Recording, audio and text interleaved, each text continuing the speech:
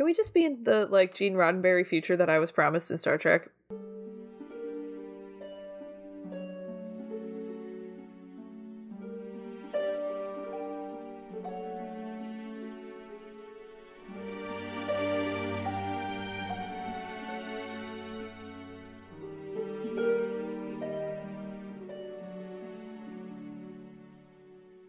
Let's do the intro and announcements quickly, because I feel like this is going to take us a while to get through. So long. It doesn't have an ending. I have a lot of feelings. Yeah. A lot of thoughts, a lot of feelings. Okay. Yeah. Hello and welcome. This is the Triad, where we're spooky but incredibly sensitive. I'm Hannah. I'm Shannon. I am Shelby. Okay. And Vladimir Putin is a dickbag. That's Thank Hannah's you. announcement. That's my announcement. We'll get into that a little bit more. A lot of it more. Shelby, do you have an announcement? No.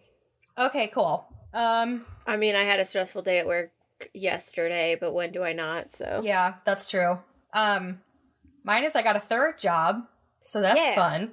And, you know, my other one, it's not really an announcement, but it kind of ties into our topic in a very weird way. So, until this week, Shelby already knows this, my biggest, like, drama going on in my life was that the new Sims 4-pack is literally so broken that no one can play it, and it, like, just got released, okay? So the whole thing is, it's like a wedding-themed pack, and on all of the marketing, it is a lesbian couple, right? So, and it was supposed to come out the day after Valentine's Day. Uh-huh. EA released this thing, like, a week before that, being like, hey, because Russia's a bunch of dum-dums, we can't release it and without changing the marketing, and we don't want to do that, so we're not going to release it in Russia. And everyone was like, that's not how that law works, because in Russia, it is illegal to promote homosexuality to anybody under the age of 18, but the game is already marketed, like, it's, not marketed, rated as 18 plus. So, like, what they were doing is perfectly legal. They didn't need to change the marketing. And so everyone was like, what the hell are you talking about? Plus, now you're making it so that LGBTQ people in Russia and their allies can't have the game now. And so we still have not had an explanation on that whole kerfuffle. But then they ended up pushing the release date back a week. So it just came out 2 days ago. Everywhere in Russia without having to change the thing. And it just turned into this big whole thing. And so, like, that was my biggest drama until this week. And then this week, Texas decided to be terrible, and then Russia decided to be extra terrible. So now here we are. That was my segue into the topic. Well, my other announcement is that I got my nails done for a wedding that I'm probably not going to be able to go to. Oh, no. We're supposed to get a foot of snow tomorrow and also get on an airplane and fly to the south. Oh, no. Yeah. That might not happen, unfortunately. I'm so mad. I'm sad and upset. Because, like, all my family, it's my cousin's wedding. All my family is there, and... Would it be too far to drive? Well, yeah, in a snowstorm. It would be pretty shitty. Well, yeah, I didn't know, like, is it the entire eastern seaboard getting hit, or just you? Yep. Oh, okay. Never mind then. It stops in New York, I guess. Yeah, so you'd still be driving through, like, half the drive in snowstorm. Okay, it would never mind then. Maine and New Hampshire and Massachusetts. I guess that's not too bad. Still, that's a lot, too, just for, not just for the wedding, but just for, like, a day, you know? Yeah. And it's a 12-hour drive. Yeah. Well, hopefully it's not, like, hopefully it's not as bad as they think it's gonna be. I know. Hopefully. Or maybe you'll have, like, a magical airplane that can fly through a foot of snow. You'll have a really good pilot. Yeah. Maybe we'll just take a sled dog. That might be Yeah. I mean, yeah. Your very own Balto. I love Balto. What was the dog that actually did all the work and Balto just showed up at the end to steal the prize?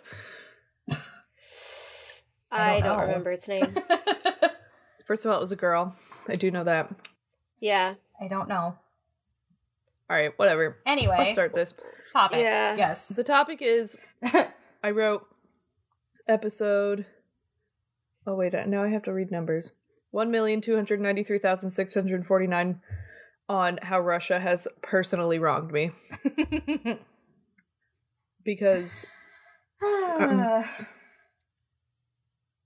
Just very upset. Togo, yes. Togo did all the work. Yes. And then Balto came in at the last minute and stole the prize and was like, I'm the best dog. And they were like, yes, Balto, you get all the statues. I literally Togo. just Googled Balto, but the actual dog.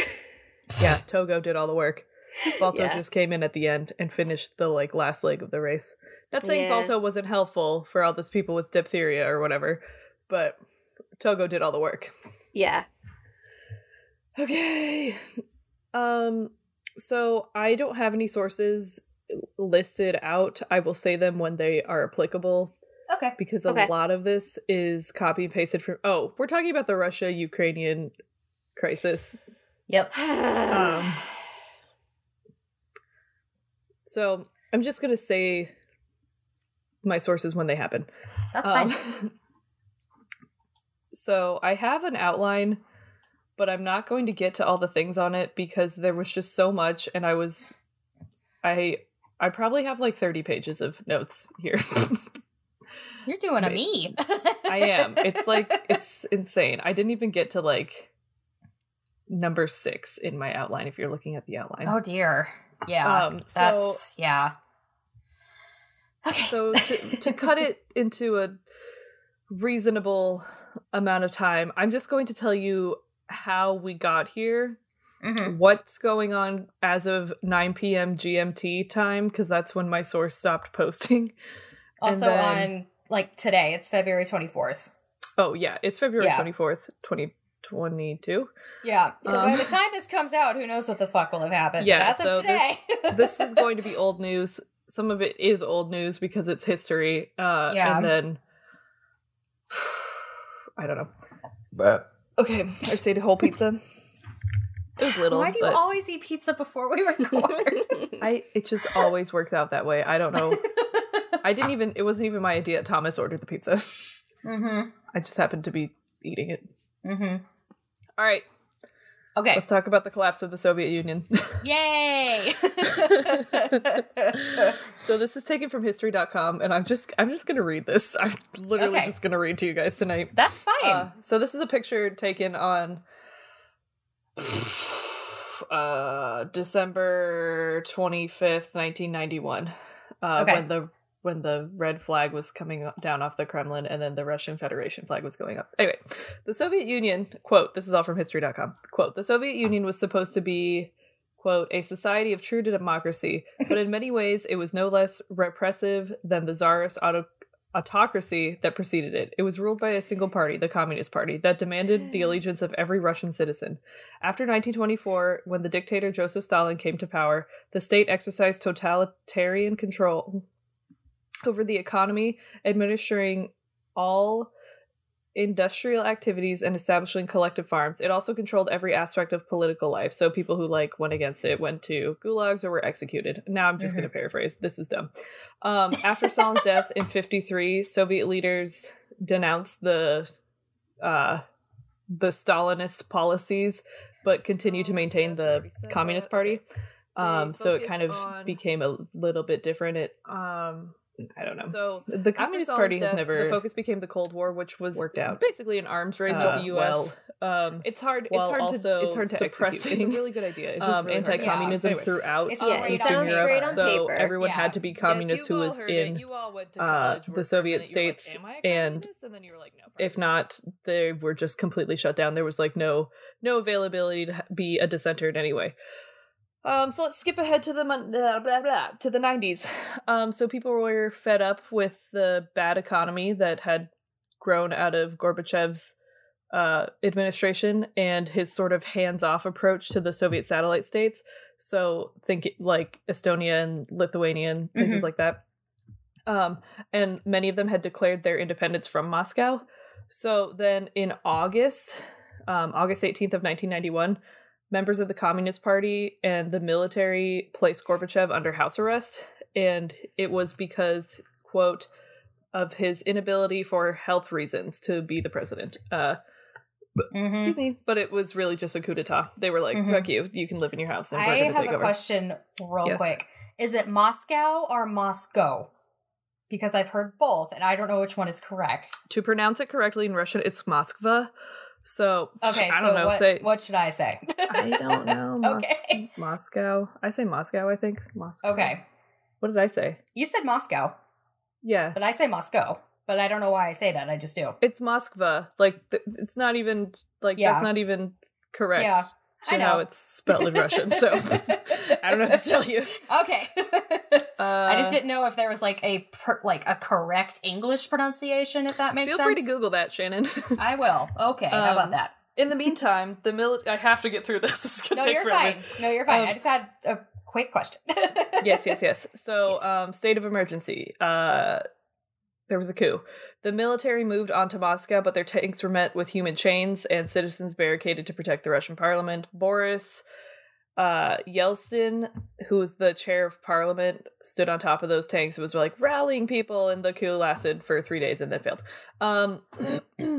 So Gorbachev was released in December and went to Minsk, where he met with the leaders of Belarus and Ukraine. And they signed an agreement to that those two could be their own countries, but also not really. Mm-hmm. Because they all were like so dependent on each other that they all kind of fall apart in a minute, but whatever. The agreement read in part, quote, "The Soviet Union as a subject of international and geopolitical reality no longer exists." So a couple of weeks later, Belarus and Ukraine were followed by 8 of the 9 remaining republics who declared their independence from the USSR. So that's all the other Soviet states except for Georgia, who did this a couple of years later.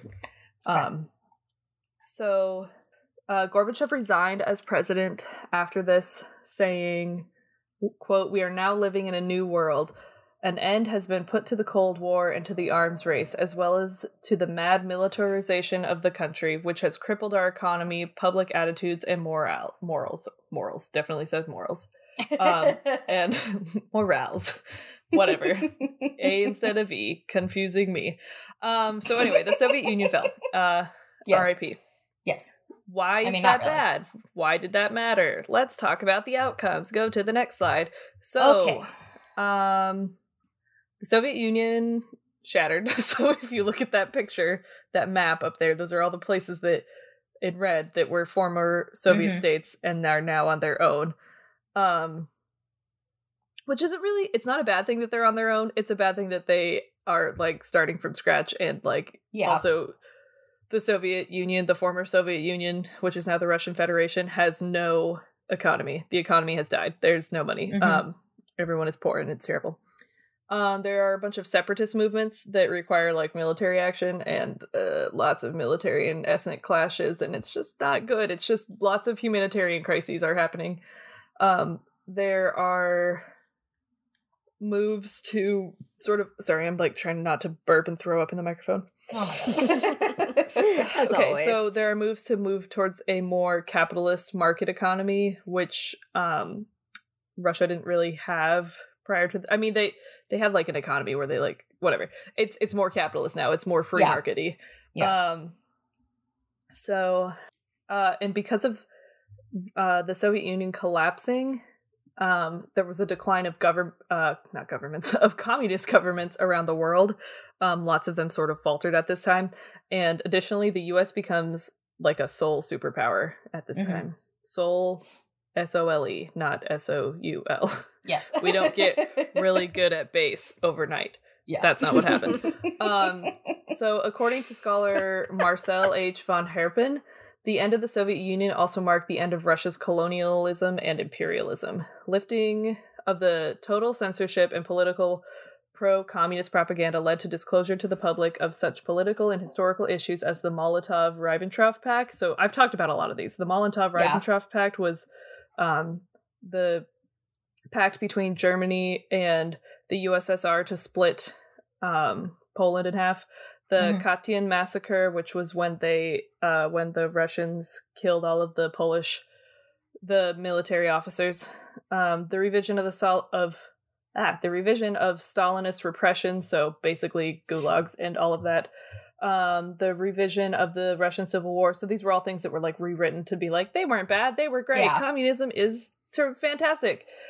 The White Movement, the new economic policy, criticism of the 1986 Chernobyl disaster, censorship and pacification and procrastination by the Soviet authorities of the Chernobyl disaster. Mm-hmm. So now people in all of these different places that were what Soviet states are now like, oh shit, we've been lied to our whole lives. I mean, a lot of them probably already knew this, but just now that everything is released into the open, now everybody knows. So it's like all of this stuff is now common knowledge across the world. So another consequence, this is by Norwich University, quote, the dismantling of the Soviet Union had many long-lasting effects on the global economy and the region's foreign trade. Its downfall increased the United States' influence as a global power and created an opportunity for corruption and crime in Russia. It also promoted many cultural changes and social upheavals in the former Soviet nations and smaller neighboring communist countries. Between 1989 and 1991, the gross national product in the Soviet Union countries fell by 20%, ushering in a period of complete economic breakdown. Yeah, it was not good. Gorbachev really drove that ship into the ground. Yeah. And also, Chernobyl kind of helped with that.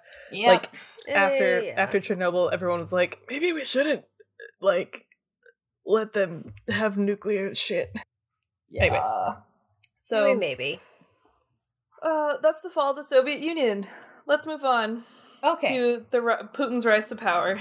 This is, again, very bullet pointed. That's fine. There's going to be a little bit of overlap in this because I'm taking from two different articles, but I think they're both very important, and I didn't have time to, like, seamlessly put them together. So, this first part is from NPR. It's Vladimir Putin, a biographical timeline. Did I have an author on this? I did not. It was just like a compilation of other things. Okay. So October 7th, 1952, Vladimir V. Putin is born in Leningrad. In 75, he graduates from the law department of Leningrad State University. In 75, he joins the KGB Foreign Intelligence Service. He is then assigned from 1985 to 1990 to work for the KGB in East Germany. So again, the Soviet Union is still alive and well. Mm-hmm. In August of 1991, he resigns from the KGB. In 1994 to 96, he serves as the first deputy chairman of the St. Petersburg city government and chairman of the Committee for External Relations. He has a couple of other jobs in there, but I didn't think they were... I mean, they were important. They were like government positions, but they weren't like... They weren't necessary. Anyway, I have a real quick question. Yeah. St. Petersburg is Leningrad, correct? Yes. Okay. After the Soviet Union went back to being Russia, they were like, we can call it St. Petersburg because God is back. Yes. Okay, thank you. Sorry, that was really stupid. You're not wrong, though. No, I'm not.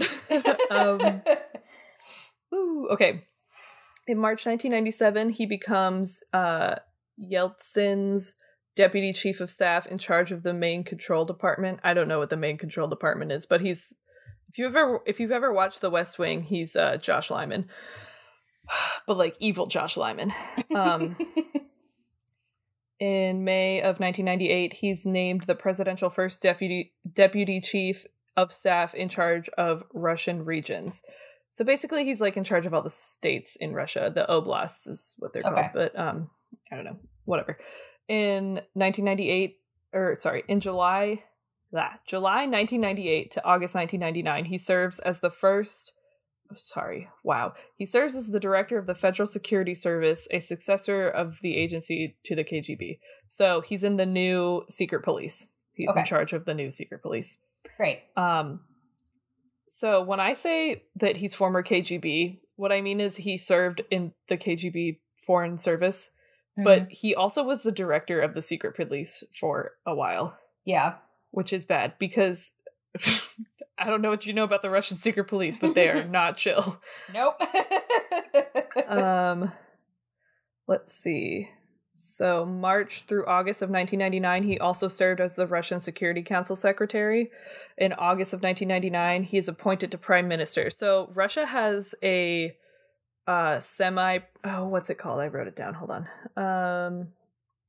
It's semi-presidential federal republic, constitutional republic government. Good so what Lord. that means, I know it's So three many different words. categories. Like we're a republic, but we're also a democratic nation, and we also, I don't know, we're a presidential system. So that's basically what I just said. It's just a little bit mixed up. Yeah. So for semi-presidential, what it means is they have a prime minister as well as a president.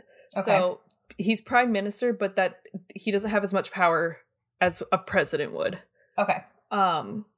So a federal republic is just another name for, I think, like a group of states, right? I think Maybe. so. I don't know. I don't know. And then they have a constitution, so they're a constitutional republic. Yeah. Okay. Where was I? Have to scroll way up here. Blah, blah, blah. So he's the prime minister in 1999. Okay. But that doesn't have as much power as, like, the prime minister of the UK. Mm-hmm. It's not the same. He's under the president, basically. Would it be fair to compare him to a vice president, or does he have more power than a vice president? Oh, God, I don't know. Okay, that's fine. I'm just wondering. I have no idea. Okay, that's fine.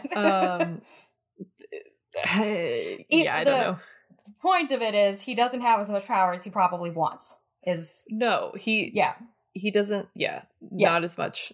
Okay, that's all I needed to know. So in December of 1999, Yeltsin abruptly resigns, and then it's just like, Putin's the acting president.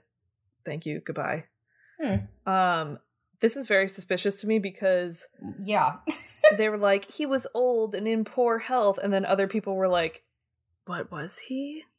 Yeah. I don't know.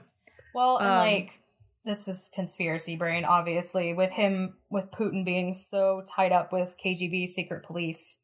I'm wondering if he had dirt on him and was able to blackmail him or something. I'm not sure,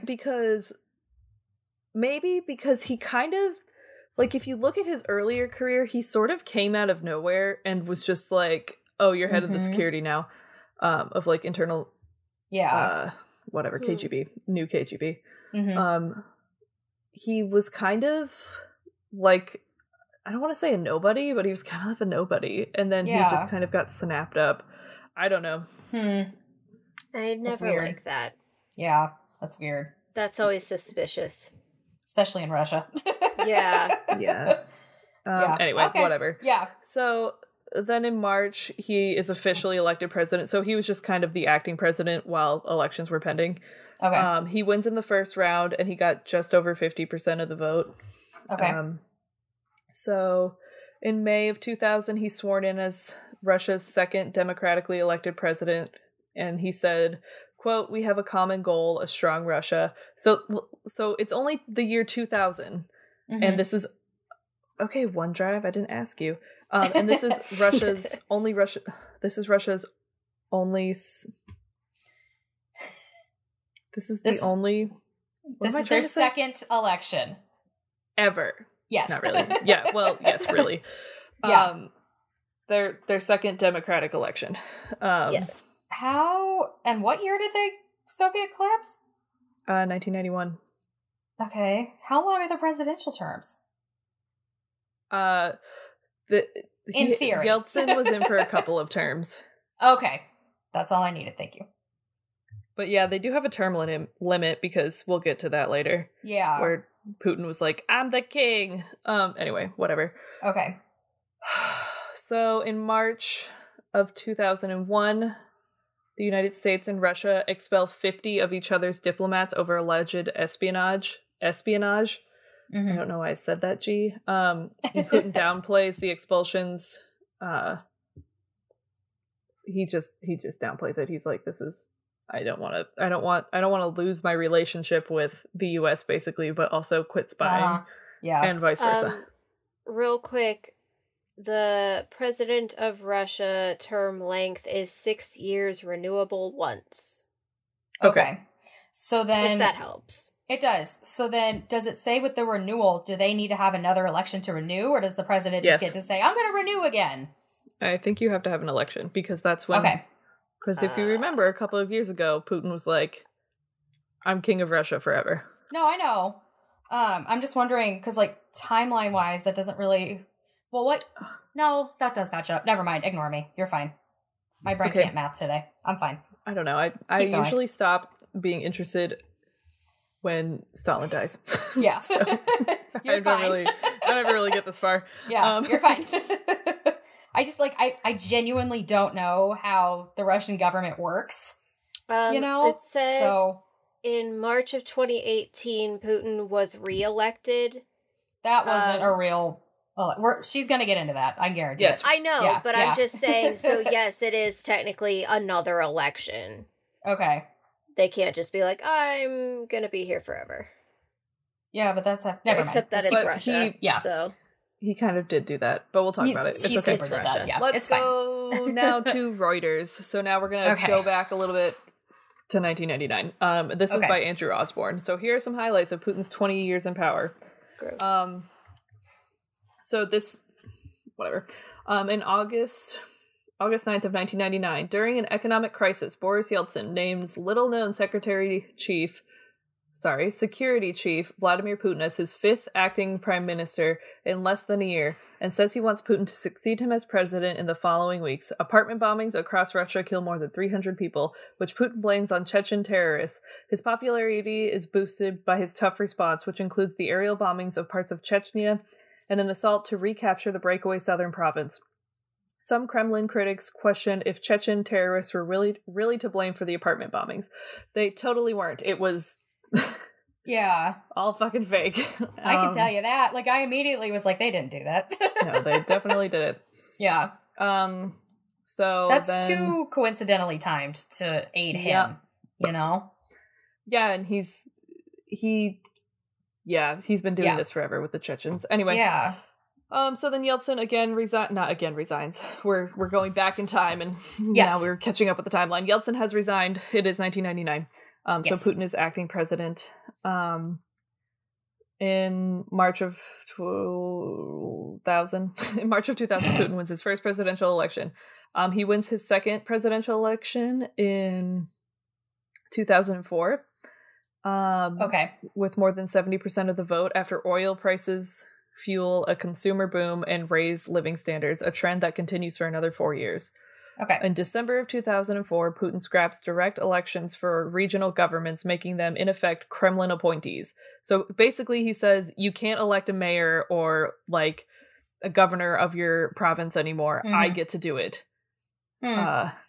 He says that the move is needed to keep Russia together. He's such a dick. Sure. Okay. So, yeah, go for it. Does Russia Okay, so here we have Congress, right? And Congress would be the one who would make that kind of a decision, right? What is Russia's like? Does Russia have like a parliament? Do they have any power at all? Shannon, I just sent President of Russia Wikipedia. Yeah. It pretty much explains their government system. Okay, thank you. I'll skim this while Hannah's talking. So basically what he did was he made it so that the states, because there's different states, the oblasts, can't elect their own officials. It's just him saying, that guy kissed my ass. He can have a seat. He appoints the officials. Yeah. They are not elected. Okay. In 2005, Putin describes the 1991 collapse of the Soviet Union as the, quote, greatest geopolitical catastrophe, end quote, of the 20th century. Because he so wanted to be Stalin, I think. Anyway, doesn't matter. Moving on. In 2006, investigative journalist Anna Politkovskaya, a critic of rights abuses in Chechnya, is murdered in Moscow on Putin's birthday. Kremlin critic Alexander Litvinenko dies in London that same year after being poisoned with a radioactive substance. A British inquiry... I remember that. Yeah, that was big news. I remember that being... Yeah. Sorry. Well, you probably also remember, what's his name? Alexander Lukashenko. Him being poisoned as well. Yeah. A British inquiry years later concludes that he was killed by Russian spies. Like, no shit. But thank you Again, I could have told you that. Killed on his birthday. Yeah, that's, Anyway, in May of 2008, constitutional limits on him serving more than 2 consecutive presidential terms see Putin become prime minister after his ally Dmitry Medvedev becomes the president. And then in 2008, Russia fights and wins a short war with Georgia, which loses control over 2 breakaway regions that are garrisoned with Russian troops. In 2012, Putin returns to the presidency, winning re-election with over 60% of the vote after a decision to extend presidential terms to 6 years from 4 years. Large anti-Putin protesters take place before and after the vote, with critics alleging voter fraud, which, yeah, no shit, it was practiced for 2016. Yeah. Anyway. I have another question. Yes, I really can't. Sorry. I know, I'm sorry. Okay, so he had already served 2 terms, correct? And then he was prime minister. Maybe so you can't just serve. Maybe you can serve as many terms as you want, but you just can't serve more than 2 in a row. Them consecutively. It's 2 consecutive, and then you can take a break, and then you can be reelected again. That's fucking. Listen, stupid. I'm learning this with you as for reading. Okay, that's I fucking literally just skimmed a Wikipedia article on how their government works. That's the only reason I know these answers. Thank you. I just stop asking questions. Okay, no, it's fine. Oddly enough, I have the answers today. I never have the answers. Okay, that was all I needed. Thank you. But yes, it is no more than 2 consecutive terms. Okay, that's fucking stupid, but thank you. It is stupid. They also just changed all of their rules in 2020. Basically. Oh yeah. By that you mean Putin. Putin changed all of their rules. I am the president for life. Yeah, whatever. Basically. Yeah. Anyway. February 27th, 2014, Russian troops start annexing Ukraine's Crimea region after Ukrainian protesters oust the country's Russian-friendly president, Viktor Yanukovych. Russia incorporates Crimea the following month after a referendum condemned by the West. The United States and the EU go on to impose sanctions on Moscow. So that was we're going to talk about that more closely in a moment. Mm-hmm. May, why are you hooting? Maisie's hooting. I love when she hoots. She cries for the Ukrainian people. Yes. She does. All right. April of 2014, a pro-Russian separatist uprising breaks out in eastern Ukraine, which results in a conflict still ongoing. Mm-hmm. Well, this is kind of old, but yes, it's definitely still ongoing, I guess. Isn't that the justification that he's using right now to invade? Yeah, that there were all that separatist action. Yes. Yeah. Still ongoing, which hands the separatists control of a vast swath of territory and leaves over 1,300 people dead. No, 13,000 people dead. Sorry. Yeah. Western countries accuse Russia of backing the uprising. Moscow denies direct involvement. Of course. Of course they did. Of course. Yeah. What else are they going to do? September 30th, 2015, Russia launches airstrikes in Syria in its biggest Middle East intervention in decades, turning the tide of the conflict in President Bashar al-Assad's favor. So, that fucking... garbage. Okay. November 2016, Donald Trump is elected president of the United States after promising to improve battered ties with Moscow. U.S. authorities determined Russia tried to interfere in the elections in his... interfere in the elections in his favor. That's a bad sentence. Casting a pall over U.S.-Russia ties despite Russian denials. March 19th, 2018, Putin wins by a landslide, re-election victory, and the mandate to stay in office. Oh yeah, he also made the mandate to stay in office until 2024. He was just like, I'm here. You can't get rid of me. 2019. I was wondering that because he got elected in 2018 and then it's a 6-year thing. Yeah, so no, not anymore because he's declared himself king. Yeah, because he basically changed it. Yeah. Yeah, because the next official election isn't even scheduled until 2024. Yeah. Okay. Because he changed the rule. Yeah. Okay. I was just wondering. 2019, protests break out in Moscow over a municipal election in which the anti-Kremlin opposition says is unfair. So, that's all my information from NPR. Let's recap. Putin used to be in charge of the KGB, which is bad. Then he also ran not in charge of the KGB, in charge of the thing that came after the KGB. Yeah. He became prime minister, then president, and has basically made it impossible to hold free elections in Russia. He gets rid of his political opponents, think Alexei Navalny, and he's basically a dictator. Emphasis on dick. Russia... So I said this before, Russia is supposed to be a semi-presidential federal republic, constitutional republic. Mhm. But Putin has made it a dictatorship, and he's now created a new Soviet state which relies on him to run. So that's kind of why, one of the reasons why he's invading Ukraine is to kind of take over it, because he's saying, like, we have to run it because they don't know how to run their country. They don't know how to be a democratic country, blah, blah, blah. Which, you know, Moscow was just a fucking swamp until...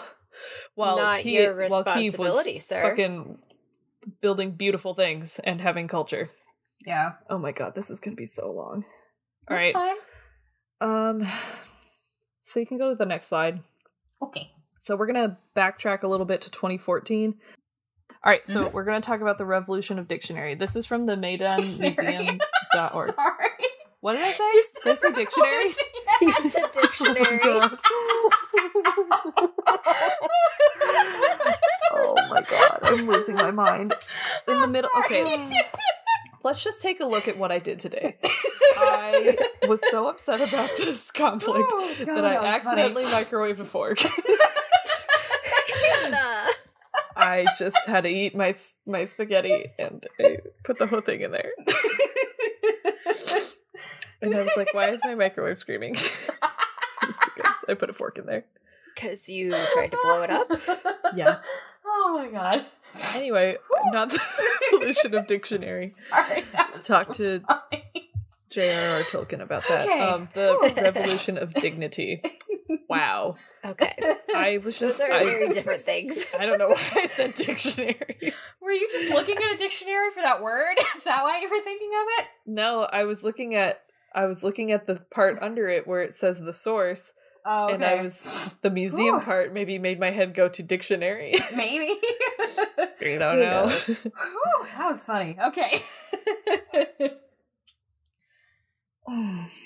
It's spelled Maiden, but I think it's... No, it's Maidan. Maidan. Yeah, Maidan. Sure. All right, so I'm so Midwestern. Maidan. I can't help it. Maidan. From the Maidan. I can't do it. I can only be Midwestern. I apologize to everyone. Fine. They know. Who I will hurt with my real hard A's. So from the Maidan Museum, oh my god, it's hard to say, .org. This is, holy shit, this is going to be really long. But I did cut parts of it out. Oh my god, it's so Hi, long. May. Maisie. Is it because we said part of your name? All right, whatever. She can't hear you. Okay, quote, the fight... Sorry, I've already lost my place. I have to put my finger on the screen to read. Okay. The fight of Ukrainian citizens for their rights that was named... Okay, also, I think this is translated from Ukrainian, so there might be some weird spots. Okay. The fight of Ukrainian citizens for their rights was named the, quote, Euromaidan, later the Revolution of Dignity, was one of the most amplitudinous events in the newest history of Ukraine and the logical course for the protection of human and citizenship rights. On 21st November 2013, 1,500 people came to the square as a sign of protest against the refusal of the pro-Russian president Viktor Yanukovych to sign the document to which our state had been coming for years, the agreement on the associated membership of Ukraine in the European Union. On 30 November at night, only several hundreds of activists remained on the street, mainly students. They were brutally chased by police. In response to that, on 1 December, hundreds of thousands of people came to the center of Kyiv. The police arbitrariness?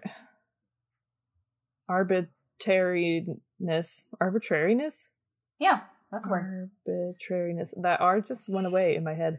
Oh. I just got stuck in with that T. Okay. The police arbitrariness convoked... these are not real words. Convoked people to rebel against corruption, the usurpation of power, and the Russification policy, and the reapproachment with Russia. Oh, that's another thing. When the Soviet Union took over all those states that had their own languages and cultures, they completely strangled it out, and you had to learn Russian, and you could only, like, be Russian at that point. So, like, Ukrainians, I have a friend who's Ukrainian, and I think it was him who was telling me this, or it was one of Emma's Ukrainian friends that was saying, like, yeah, our parents didn't know how to speak Ukrainian or read Ukrainian. They just read Russian, which it's very similar, but in the end, it's different. It's like, yeah, it's different. But yeah, so they only knew Russian because they weren't allowed to learn Ukrainian at school. Anyway, sorry. Moving on. No, it's fine. So the revolution of diction. Oh my god, I did it again. What? Dignity. At least you caught it that time. You didn't realize it last time. No, I didn't at all. So basically, it became this solidarity movement between Ukrainian protesters and 20 other countries, including Canada, the U.S., Germany, Poland, Great Britain, Italy, France, and then local activists organized protests and campaigns in Austria, Australia, Belgium, Georgia, Estonia, Spain, Portugal, Lithuania, Norway, Sweden, Czech, and many other states in the world. Okay. So now we're getting to the sad part. On the 61st day of Maidan, the place of protest.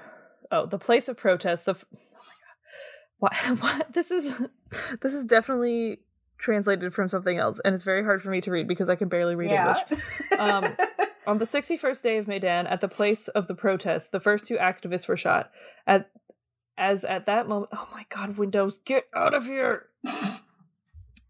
As at that moment, there were already 2 dead outside the place of confrontation. It was around a month when the power structure tried to clean up the city center from protesters.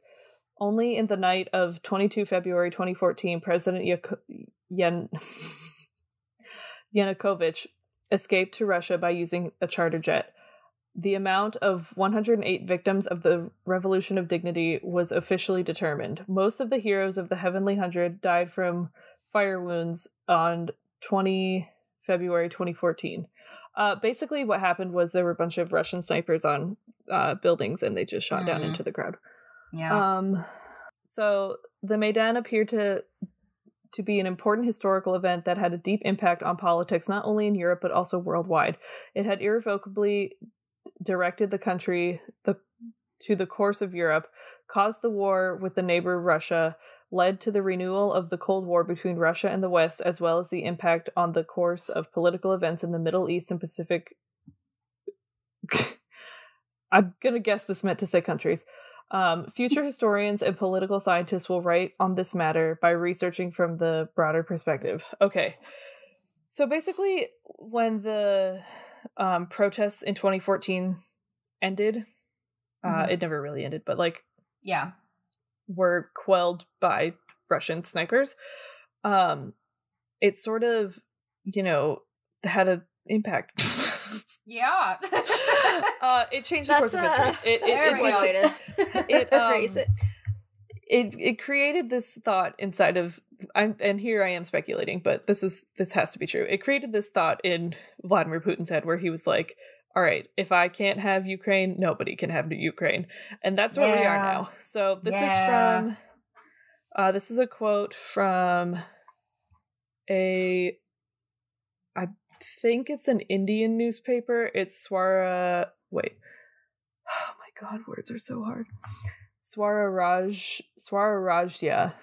Okay. So Svitlana Zelenchuk is a prominent Maidan uprising activist and former politician, was quoted as saying by CBS News on Sunday, this is February 20th, on the anniversary of the revolution.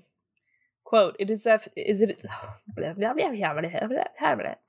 Quote, it is as if Putin says, okay, you won the revolution, but here's the military scenario, and we'll see who's going to win now. Putin is mocking the anniversary of the Revolution of Dignity. He's deliberately doing that, kind of to show that you are not to have this day, you are not to have this anniversary, and it's not over. The choice you made in 2014, you think that you are already on the right path, but you didn't pay the price. And let's see where this goes, the path you choose.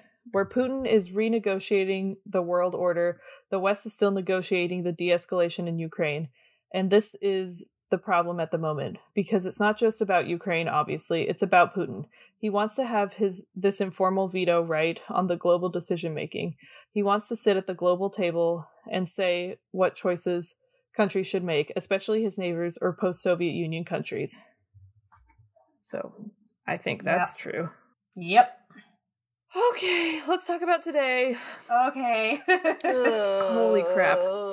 I'm so tired, guys. Yeah. So here's a map of what's happening right now. Yes.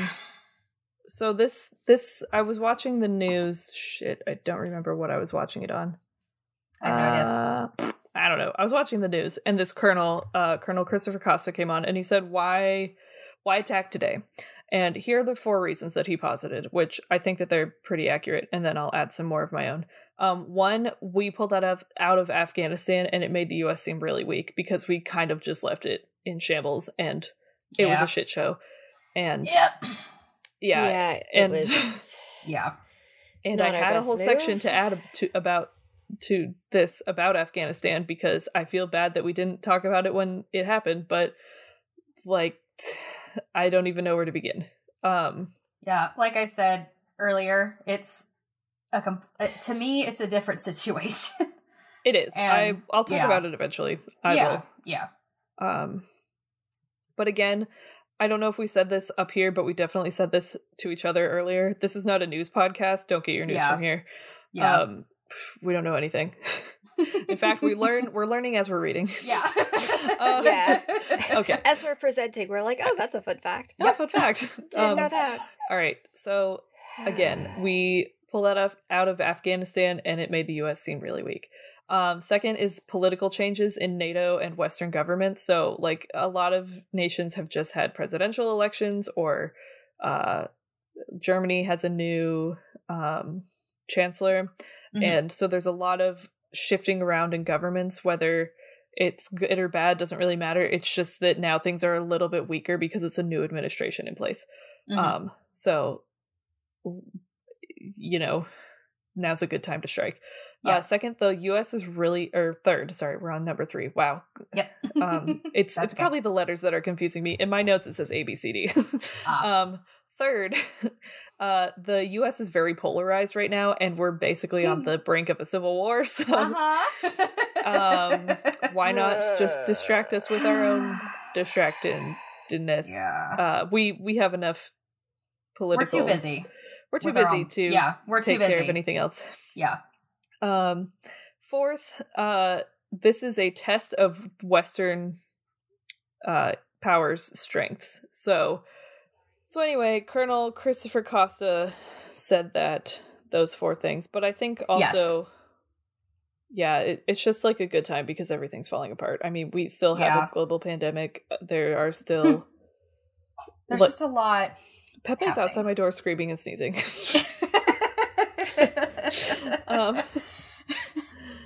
Anyway, whatever. Lots of things are happening. It's all bad news.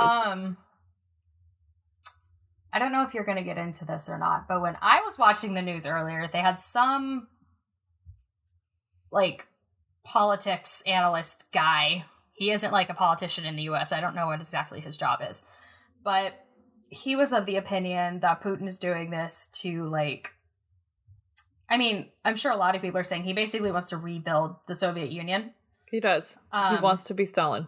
Yeah, because he wants to be Stalin. This guy, who I really should have like written this down because I knew we were talking about this today, but I did not. He is of the opinion that this whole thing is going to blow up in Putin's face, and hopefully it does, just because like he doesn't have popular support at home. Like, there are protests all over Russia, which I'm not going to say my friend's name, but my Russian friend, all over his Instagram, is just like, nobody wants this shit. Nobody wants it. There are protests, like I said, they're all over Russia, which for Russia is weird. That isn't a thing that happens because everyone's afraid of being murdered. We're going to get to the protests in a minute. Okay. Let's put that on hold. Yeah, that's fine. But yeah, so he doesn't have the popular support. He obviously does not have support of other countries, except for like 4 of them, and all those countries are terrible in their own special way too. Yeah, I know. I was so pissed off when Biden didn't say anything to China today. I know. Yeah. But I guess they're having their own problems, with their concentration camps and all. It's fine. Yep. Yeah. Well, he hasn't said anything about those either, so. That's true. Yeah, I really hope that random guy on CBS was right. I can't remember his name, but I hope he was right. We'll see. But yeah, someone else thinks that this is going to... Did I put this down somewhere? That it's going to... The fizzle out is not the right word, but just... It's not going to go the way Putin thinks it's going to go. Yes. You know, and this random... I mean, he's not a random guy. I'm sure it's going to be self-correcting. That's what he said. Quote, self-correcting. Which just means that Putin will be like, fuck, I don't have the money nor the power to take on all of these Western allies. And also, Ukraine is putting up a hell of a fucking fight. Like, that's what he thinks. And he doesn't have, like you said, he doesn't have support at home. The only people who back him are other terrible countries. No offense to the nice people in China, but your government is shit. All right. Yeah. All right. Yeah, that didn't really tie in with what you said. I just wanted to say that before I forgot. Yes, no, that's okay. If you guys have anything to say, just say it, because this is ongoing, and if you just... So many things to say, but... Oh, yeah, I know. Let's just... All right. Anyway. So now we're just really quick... I say really quick. This might take forever. We're really quick going to go through a timeline of what happened up until 9 o'clock GMT. And that's when I stopped getting updates on it. This is from Al Jazeera. So at 3 o'clock GMT, Putin announces the invasion. He announces his plan to attack Donbass and calls on Ukraine's military to lay down arms. And he also warns other countries that any attempt to interfere with the Russian action would lead to, quote, consequences they have never seen. Oh, also, he's been threatening everyone with nuclear war. People asked Biden about that today. They were like, does that mean a nuke? And Biden was like, how the fuck should I know if that means a nuke? It does, because he's... I mean, it Putin. Super does, but he was like, Biden can't really, like, say that, because... Right. For reasons. But yeah, he's tangentially threatening nuclear war if other countries get involved in the situation. Yes. Yeah. Well, I mean, we're already involved. The Ukrainians have U.S. weapons and military supplies. I think they mean more like physically. No, I know, like if we put boots on the ground. I know exactly what he means. Which we're not going to do as of right now. I don't see that changing, to be perfectly honest. At least not in Ukraine. Well, I don't think the U.S. will, but I think that we will supply other allied countries to do things for us, because we can't get involved ourselves because Putin just wants to nuke us so bad. That's all he wants to do. Yep. So whatever. All right, I'm just gonna keep moving before I start crying. Yeah, keep going. You're fine. So at 3:35, there was international condemnation. Joe Biden denounced Moscow's, quote, unprovoked and unjustified attack on Ukraine and pledged that the world will, quote, hold Russia accountable. NATO Secretary General Jens Stoltenberg, there's a T in there, echoed Biden's statements, while the UN chief Antonio Guterres said in an impassionate plea that, quote, President Putin, in the name of humanity, bring your troops back to Russia. Biden, in a phone call to Zelensky, also pledged to support Ukraine and its people. So Zelensky is the president of Ukraine.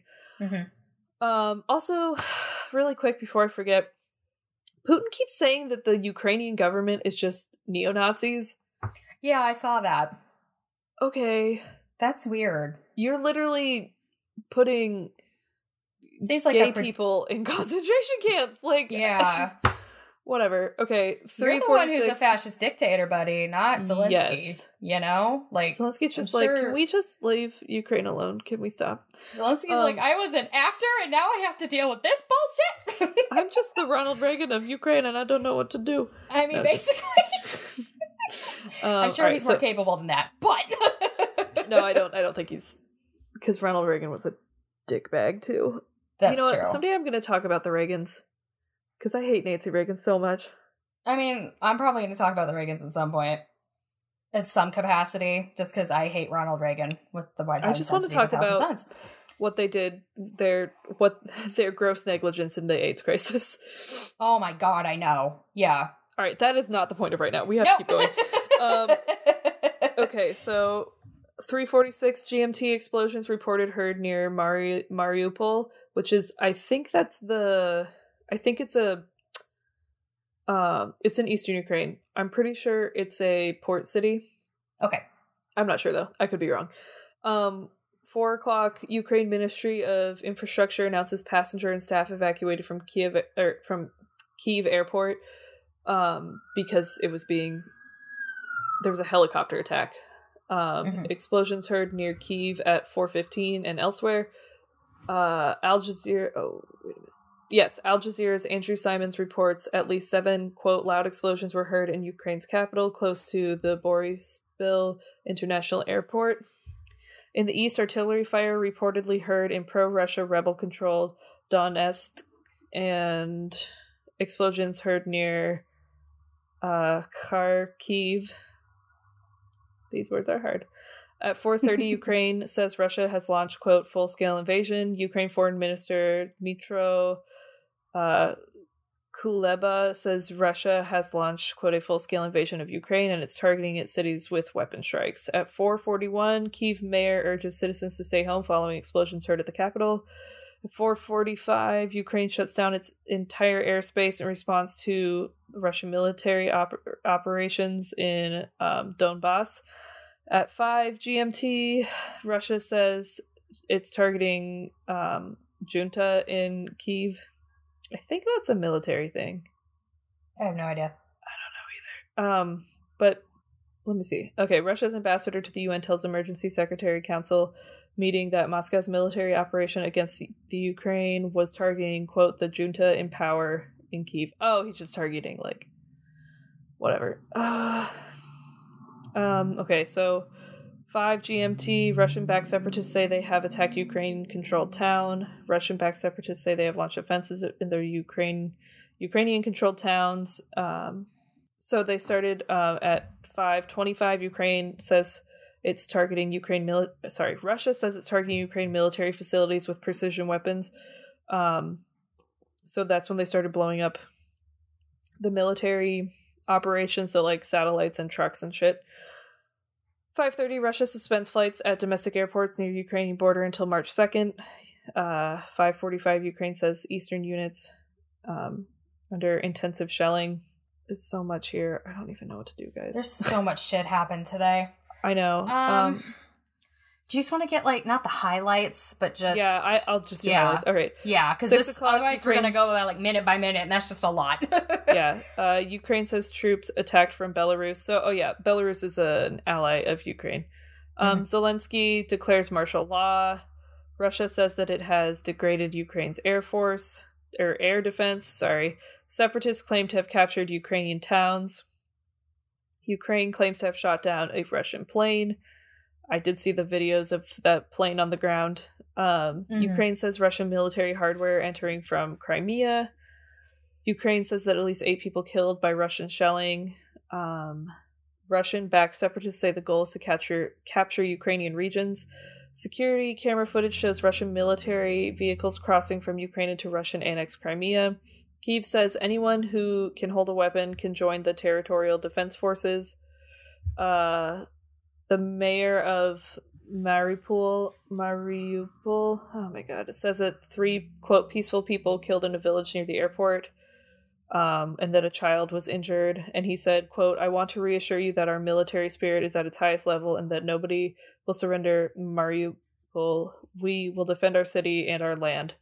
At 9:30 GMT, Zelensky called on citizens to fight. So that was only, 6 hours? Yeah, like a lot happened. That was 6 today. hours, and then I didn't get any more information. Right now I know that it's like almost morning there, and that the city of Kyiv was in a blackout state, and it was like incredibly quiet, and the only sounds were sometimes air raid sirens and sometimes like bells tolling like in churches. Yeah. It's all very scary. People are hiding in the metro stations, using them as bomb shelters. People are trying to evacuate into Poland. Actually, I can't talk about that part yet. Let's just keep going. Okay. We're going to talk about the exclusion zone really quick. I don't fucking understand why this is part of their plan, to go to the exclusion zone. To get Chernobyl. Yeah. Why? I have no one knows. There's literally no one knows. Point. No one knows. There's no point. It's so stupid. I saw a theory that they want to break it open, like, to cause problems for people, you know? It's so like, stupid. Obviously, that's just gonna, like, spread radioactive shit everywhere. Yeah, you can see right here where the explosions were, and then that dotted line is the exclusion zone. Mm-hmm. It's so stupid. I don't know. Like, I genuinely don't know why they would even want to take Chernobyl. Let me explain what's happening. Because we just kind of jumped into it. So Russia, this is from CNN. This is an article from CNN. Quote, Russian forces seize control of Chernobyl nuclear plant, Ukrainian official says. So I don't understand why the military did this. It doesn't make any sense to me. I just Googled it to see if somebody knows, because I have no idea. It just doesn't. But Zelensky tweeted something about it. He said, quote, Russian occupation forces are trying to seize the Chernobyl nuclear power plant. Our defenders are sacrificing their lives so that the tragedy of 1986 will not be repeated. Zelensky tweeted, this is a declaration of war against the whole of Europe. So if they are trying to break in and, I don't know, throw nuclear material in the air, they're just fucking morons. And it just makes me so mad that because war makes me so mad to begin with. I know. And then to follow it up by just harming untold millions and billions of people, it's foolish. I'm on a CBS or an NBC News article right now. They interviewed Lieutenant General Ben Hodges, former commanding general of U.S. Army Europe. Basically it's just strategic because of where Chernobyl sits. It's only it's right 10 miles from it's only 10 miles from Belarus, and it's only 80 miles south of Kyiv or north of Kyiv. So just strategically, why would you be in the exclusion zone though? I don't understand that. That part I don't know. Like, if you're ignoring the exclusion zone, it would make sense to go through there. Yeah, I get, but you can't ignore the exclusion zone. Because that just seems stupid. So stupid. Yeah, I have no idea why they would take it. But obviously the concern is that they would have damaged the casing around it. Yeah, what's it called? The sarcophagus. Yeah. Yeah. Which that would just that would decimate Europe. Yep. It would, like. Oh my god. And not just Europe, it would decimate the globe. I was gonna say that would go very far. Very far. Yeah. No one really knows why. They just did. No one knows why. All right. I don't know if that makes you feel better that no one else knows either, but it doesn't make me feel that much better. In fact, it makes me feel worse. All right. We're going to move ahead to protests. So there are protests. Okay. There are clearly protests everywhere. But I want to read to you about the protests that are happening in Russia right now, because the Russians do not agree with this. Like, the general population is not on board with this. This is just Vladimir Putin trying to play God and be the warlord that he's always wanted to be. Yeah. Actually, oh shit, what did he say? The UN Secretary for Ukraine said, there is no purgatory for warlords. There is only hell. Yeah, they go straight to hell. They go straight to hell. He has so had sick. A day and a half. Oh, I feel so bad for him. But also, that was like such a sick line. Yeah, I saw this video earlier, or not a video, a photograph of the U.S. ambassador to the UN and the U.K.'s ambassador, like, trying to, like, comfort him after they found out that Ukraine had been invaded. It's so fucking sad. I watched this video of this dad putting his wife and young daughter on a bus and sobbing and turning around and picking up a gun. Yeah. Well, because the martial law, if you're between 18 and 60 and you're a male, you cannot leave the country because you might need to fight. I'm going to keep going. So let's talk about the protests in Moscow. This is from the AP. Quote, shocked Russians turned out by the thousands Thursday to decry their country's invasion of Ukraine as emotional calls for protest grew on social media. Some 1,745 people in 54 Russian cities were detained, at least 957 of them in Moscow. Hundreds of posts came pouring in condemning Moscow's most aggressive action since the 1979 Soviet invasion of Afghanistan. Vladimir Putin called the attack a special military operation to protect civilians in eastern Ukraine from, quote, genocide, a false claim the U.S. had predicted would be a pretext for invasion in which many Russians roundly rejected. Tatiana Usmanova, an opposition activist in Moscow, wrote on Facebook that she thought she was dreaming when she awoke at 5:30 a.m. to the news, which she called, quote, a disgrace that will forever be with us now. I want to ask Ukrainians for forgiveness. We did not vote for those who unleashed the war, she said. As sirens blasted in Kyiv, Ukraine's capital, large explosions were heard there and in other cities. Russians were signing open letters and online petitions demanding the Kremlin halt the assault, which the Ukrainian health minister said had killed at least 57 Ukrainians and wounded dozens more. Yeah. Anyway, so all these protesters in Russia are being imprisoned for something they can't control. Yeah. And something they want nothing to be a part of. And it's so sad. Yeah. All right. Anyway, that's all I have. Like I said, like, the fact that they're even protesting at all, like, they know for a fact that they're risking their lives by protesting. You know? So. I'm going to skim the next part. So if you can go to slide 10, we're going to talk about the refugee crisis that's about to happen. Yeah. So according to this, oh shoot, where did I get this information? It was the BBC. From this BBC article, more than 100,000 Ukrainians have already fled the country. But there's going to be so many more. There are 44 million people in the country. Yeah. So many are going to Poland and Moldova, and other neighboring countries. Can't go to frickin' Belarus. All right, but I just want to read you this one part. On the border with Hungary, 2 members of the ethnic Hungarian minority in western Ukraine told Reuters news agency that they feared being drafted into Ukraine's military aid in the defense. Quote, no one wants to get conscripted. No one wants to die, says Tasmo Bodnar, who was crossing with his brother Xaba. It is clear that those who can, they flee. At the same checkpoint, a woman with her 15-year-old son said that she was afraid the age limit for conscription would be lowered. She planned to send him to relatives in Hungary, while she returned to work in a town near the border. Quote, I am afraid they will take my son, she said. So anyway, it's a big fucking bummer. Yeah.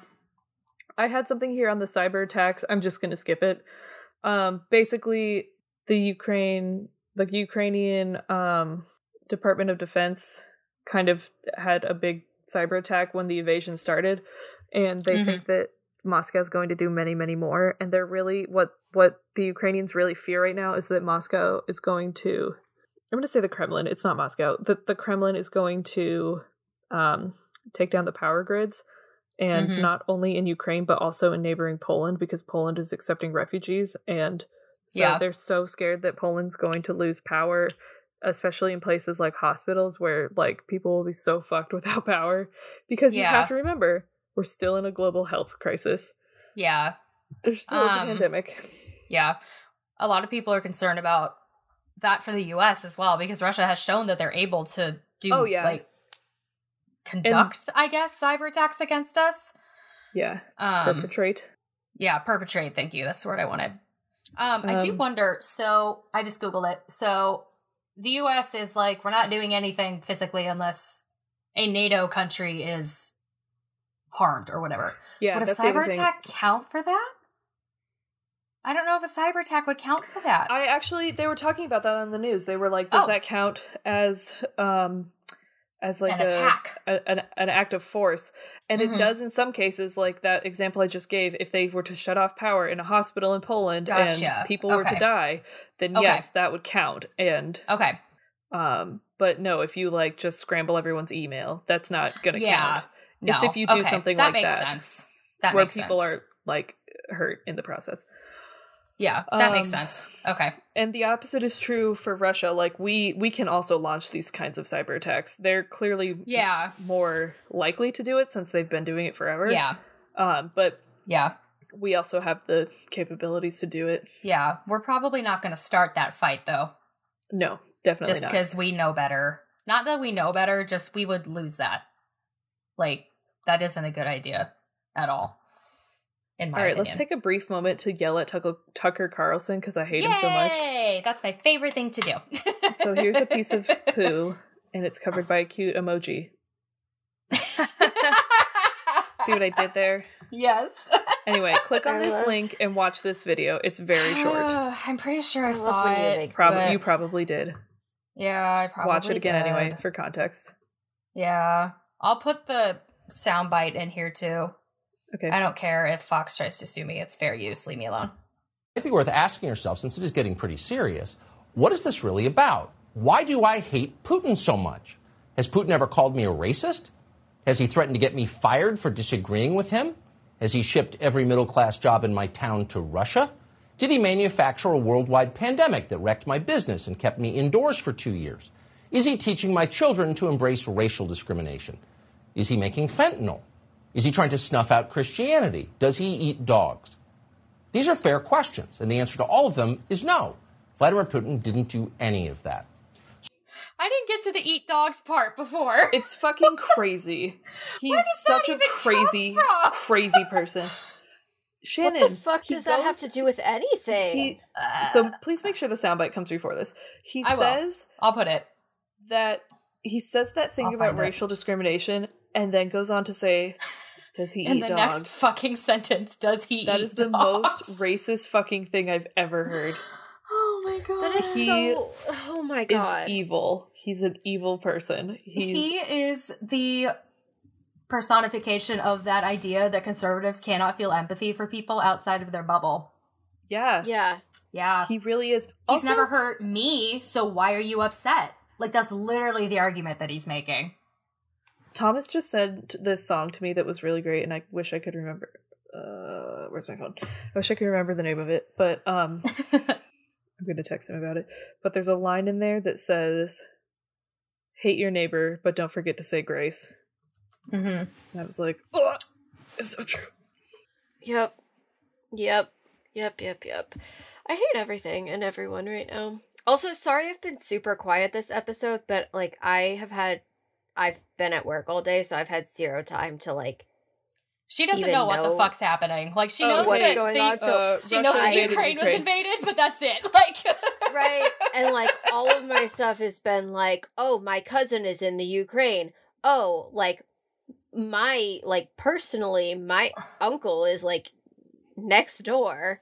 Yeah. And so, like, it's all been, like, firsthand accounts of, so, like, I tangentially, like, know these people. And I'm just like, so I'm just a little ball of anxiety and trying to process what's happening. So I am learning this as we are recording, like, details. Obviously, I know, like, overarching what's been going on, but and I may or may not have cried in the middle of this episode, so we're doing great. I'm sorry. Oh my god. No, it's nothing. I'm already like I'm running on like 2 hours of sleep, so that doesn't help anything. All right, we'll finish this up really quick then. So that Tucker Carlson bit was I read this on the Washington Post by Timothy Bella. Quote, a clip of the segment, which has been viewed on Twitter more than 2 million times as of early Wednesday, was denounced by critics. Among those were Republican Adam Kinzinger, Republican from Illinois, one of the staunchest GOP critics of his own party and former President Donald Trump. In 35 seconds here, at Tucker Carlson basically said, quote, Putin isn't your enemy, your fellow American is, Kinzinger tweeted. This is beyond dangerous, to say the least. A spokesperson with Fox News did not immediately respond for a request for comment early Wednesday. Carlson's comments come as Ukraine announced Wednesday that the country planned to declare a state of emergency ahead of an expected Russian invasion. So this came like right before it. The 30-day state of emergency, which is subject to approval by parliament, would impose curfews and restricted mass gatherings in certain regions of the Ukraine, quote, if necessary, to confront the increased Russian aggression, according to the country's National Security Defense Council chief. So Tucker Carlson, have you guys heard that song? Tucker Carlson. Oh, I can't remember the name of it. I'll find it. But I just wanted to bring this up because, the song that I said that Thomas shared with me that said, "Love your or hate your neighbor, but say your grace," is called "Eve of Destruction" by Barry McGuire. Mm-hmm. Are you guys there? Okay. Yes, we're here. Sorry, I was downloading that Tucker Carlson clip from Twitter now because I'm really worried it's going to disappear. It's been up since Wednesday, so I mean, still, I'm just concerned that it's going to disappear. But I don't trust that gross little man. He is a toad. Yeah. He's basically saying that we should focus more on our culture war. Yeah. Than on actual. Oh, it's called Tucker, You're the Worst. I'm sending it to you guys right now. It's my favorite song. Okay. It's by I should cite this, sorry. It's by at @yourpal_Austin on TikTok. Okay. He just writes fun songs, and one of them is Tucker, You're the Worst, and it's such a good song, and everyone should download it. I think you can buy it on Bandcamp. Okay. Anyway. So that's really all I have. There are protests going on everywhere. I don't really know what to do. This was my... I don't think you can. I know, Which sucks. I hate that feeling of being paralyzed by... Yeah. I don't know, inadequacy is the wrong word. There's nothing to do. We can't do anything. There's nothing I can do. I can protest. Yeah. I can write a letter, but like I can't do anything, and it sucks and it hurts. Yeah. Anyway, any final thoughts? This is almost an hour and a half. That's fine. We've had longer. Like this is honestly the condensed version. I didn't even get into Afghanistan. There's so much more. You guys should have seen our text chain earlier where I was just like crying at the nail salon. Yes. There was a lot of voice memos, and I apologize that I didn't actually get a chance to listen to all of them. It's fine. They're not important. This is what happened out of it. Yeah. Right. Yeah. I figured we were. You're caught up now, so yeah. Welcome to now. Yeah. I don't want to be in the now. Yeah. Yeah. That kind of sucks. Can we just be in the like Gene Roddenberry future that I was promised in Star Trek? That's where I want to be. Right? Like, it's called space communism, and I'm all for it. Mm-hmm. Like, as bad as this sounds, I don't even know if this sounds bad or if it sounds good. I don't know what this sounds like. But I want this to all blow up in Putin's face, because the other alternative to me sounds like World War III. So that's my whole thing with this is literally what Hitler did to Poland. Like, he invaded, the West did nothing, and then the Holocaust happened. There's a lot in between there, but, that's the end point. But this is clearly premeditated. He didn't just, roll up on the border and say, hey, let's just go visit them and with guns. Yeah. And this is definitely not a stopping point. I don't think if he is allowed to continue that Ukraine is his final destination, I think he will go for Poland next. Yeah. He already has Belarus politically where he wants it, so Belarus isn't in any, danger militarily, but I feel like the other former Soviet blocs or countries are going to just get fucked. I think he wants, he wants total power again. He's Stalin and reincarnate. He wants to destroy the United States. On top of that, I think one of the only saving graces, I guess, in the situation is that he doesn't have support back home. Yeah, no. That for what he is doing. Change and I think a lot of that. That on its own is a big factor that is going to play into how this plays out. Yeah. Yeah, I think once his entire population is in prison, he'll see. Well, I don't know. That's maybe what Stalin did. That's what the Loves are for, I guess. Anyway, read my forthcoming novel. It's just this in the 40s. Yeah, I don't know. I just don't know. I don't know if I don't know enough about the Russian military and their numbers to know if they actually have the manpower to take on all of NATO. Right. So I genuinely don't know. I mean, if the US and Well, here's the thing. They have China on their side, which fucking blows. They do. But yeah, they do. If the US and the UK get involved, I don't know. Canada, I don't know. Yeah. Anyway, I'm staring into the middle distance. I mean, like, because there's no way to know how it's gonna play out. I don't know. I just don't know. It's just it is literally what Hitler did. Like, it's the same exact thing, except this time we're able to recognize that the person leading the invasion is a lying dirtbag. And, we're not technically letting him just do it. We're just going to cripple their entire economy because apparently that's the only thing we know that was the other thing. I was going to talk about, like, the economic impact of this. Basically, the ruble fell this morning to, like, nothing. Yeah. It fell. It was, like, really catastrophic. They had to close all of the Russian trading things. I don't know what they're called. Stock markets. Their stock market. Their stock market. Stark boys. I don't know.